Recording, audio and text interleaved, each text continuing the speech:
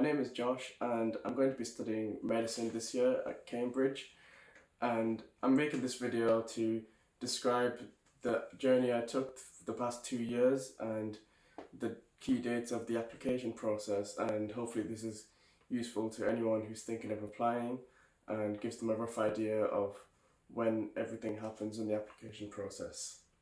So first I'm going to talk about when I was in year 11, and this was 2 years ago in the year of 2020, and I was meant to be doing my GCSE exams this year, so I was revising for them, but then the whole country went into lockdown, so my exams got cancelled and we got the results without having to do the actual exams. So in my results I got 10 GCSEs and all of them I got 9s except for one which I got an 8. So at that point I was considering doing medicine at Cambridge, and I wasn't fully decided yet, but that's what I was considering. So then I started year 12 and I took the A-levels of maths, biology, chemistry and physics. And year 12 was a great opportunity for me to get a lot of different work experience. So first I worked a part-time job at Sainsbury's, and then I worked a part-time job at a vaccination clinic, helping out giving vaccinations for COVID and flu. And I also did one day in a GP surgery. What I also did in year 12 was that I read many books about medicine, and this was just to give me an idea of what the career is going to be like and help me make the decision of whether I should apply in year 13 or not. So another thing I did in year 12 was that I entered a medicine writing competition, and this is because Cambridge really like to see that applications have done supercurricular activities, which is like learning about your subject beyond what the A-level teaches you. At the end of year 12 I had my end of year exams, and then straight after that I started preparation from my UCAT exam, and to do that I used Medify. So the entirety of my summer holidays after year 12 was just preparation for UCAT, and I did like 13,000 questions on Medify. So I also made a video about that and the ins and outs of the UCAT exam and giving loads of advice on that, so I'm going to leave a link in the description if you want to watch that video. What I also had to do in that summer holidays was writing the first draft of the personal statement.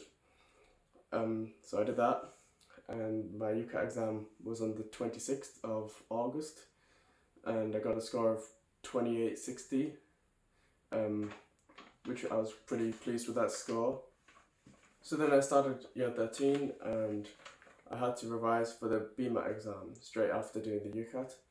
And to do that, what I did was went on the Cambridge website and did loads of the past papers on there and read through the specification and revised any topics that I wasn't sure with.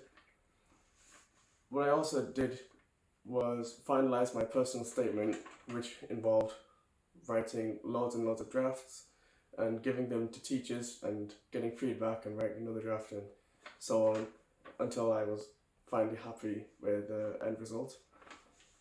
Another thing was at the start of October I went down to Cambridge with my family, looked around the university and looked around Churchill College in particular, and this gave me an idea of what it's going to be like, and really motivated me that Cambridge is where I'm definitely going to apply. So then I applied, and the deadline for application is 15th of October, and a few days after that I had to submit an SAQ for Cambridge, and that's basically like an additional bit to your personal statement, and you can talk a bit more about why you applied specifically to Cambridge. Then I had the BMAT exam in school. It was online, like on the computer, and that happened on the 3rd of November, and it went well. It was a bit awkward doing it on the computers because there was a few technical difficulties at the start, but it was all right. And then a few weeks later, well, 3 weeks later, on the 26th of November, they gave the BMAT results, and in my BMAT I got 5.9, 6.3, and 4A, and I was pretty pleased with that score. And the next day, on the 27th of November, I got my invitation to interview for Cambridge, and the interview would be on the following Friday so the 3rd of December, and that gave me just under a week to prepare for the interview. So I spent that entire week, just preparing and getting my family to ask me questions, and preparing for the interview. And the interview was just one online interview from home, like on a Zoom meeting, and it lasted around 40 minutes, and it's very science-based interviews, very academic, and they asked lots of questions where you'd get you to think about like some topics you learn in school, but going a bit beyond what you just learn in school. So they don't fully expect you to to know all the answers. They just want to see how you're thinking, and that's what you keep hearing when you're revising for these Cambridge interviews, is that they want to see how you think.